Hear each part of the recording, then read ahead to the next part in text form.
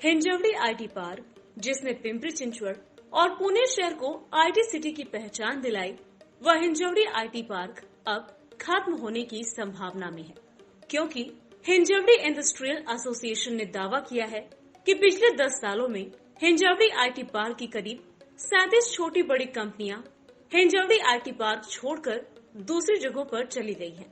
IT park में traffic jam, अपर्याप्त सड़कें और अपर्याप्त बुनियादी ढांचे के कारण प्रतिष्ठित आईटी कंपनियों की वापसी हुई है। आज भी हम हिंजवड़ी क्षेत्र में बड़ी बड़ी प्रतिष्ठित आईटी कंपनियों के परिसर देख सकते हैं।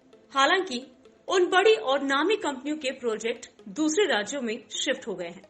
हिंजवड़ी इंडस्ट्रियल एसोसिएशन ने दावा किया कि हिंजवड़ी आईटी पार्क में लगभग 37 छोटी और बड़ी कंपनियां दूसरे राज्यों में स्थानांतरित हो गई हैं, क्योंकि राज्य सरकार हिंजवड़ी क्षेत्र में सड़क चौड़ीकरण, नई सड़कें और ट्रैफिक जाम जैसी बुनियादी सुविधाएं प्रदान करने में सक्षम नहीं है।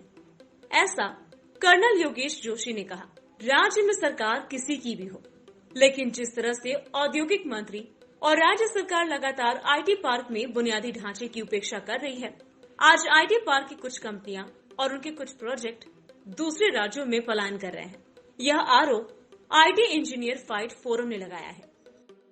नाही, आता हिंजवडी आय टी पार्कचं जर तुम्ही मेजरली बघितलं, ते जे इन्फ्रास्ट्रक्चर आहे ते गेले बरेच वर्ष तर आय टी पार्ककडे कोणाचं लक्षही नाही आहे. त्याचे रोड्स व्यवस्थित नाही आहेत, ट्रॅफिक जॅम मोठे आहेत आणि त्याचे बॅकअप रोड जे व्हायला पाहिजेत तेवढ्या स्पीडने झाले नाही आहेत. त्यामुळे बऱ्याचशा कंपनीला तिथं एम्प्लॉईजला एक एक्स्ट्रा टाईम स्पेंड करावं लागतं, 1-2 तास ट्रॅफिकमध्ये, आणि ते एक मेजर रिझन आहे ज्यामुळे बऱ्याचशा कंपन्या बाहेर चालल्यात.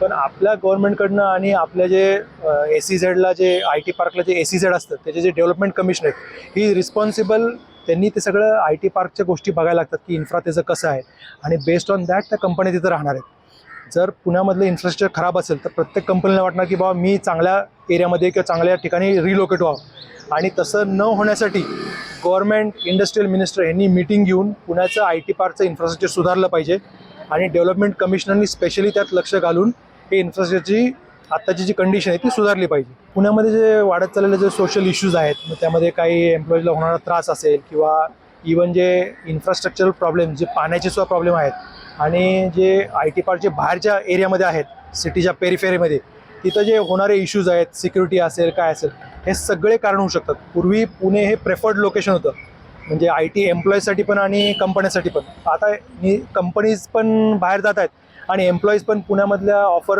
एक्सेप्ट करणार नाहीत तेवढ्या प्रमाणात, कारण का जर सिक्युरिटी तर नसेल किंवा इथं जर मुलांना चांगले स्कूल्स नसतील किंवा पाण्याचा जर मेजर प्रॉब्लेम असेल तर ह्या कंपन्याज आणि एम्प्लॉईज हे दोन्ही पण बाहेर जाण्याचा प्रयत्न करतील. पुण्याला एक सेफ सिटीचा टॅग होता, तो टॅग जर प्रत्येक ठिकाणी आपल्याला काही ना काहीतरी इश्यू होताना दिसत असतील तर तो सेफ टॅग ज्यावेळी सिटी एखादा लूज करते, तो सिटीचा सेफ टॅग लूज झाल्यानंतर तिथं येणारा जो एम्प्लॉईचा ओढा आहे, जे टॅलेंट आहे, ते टॅलेंट पण थांबतं.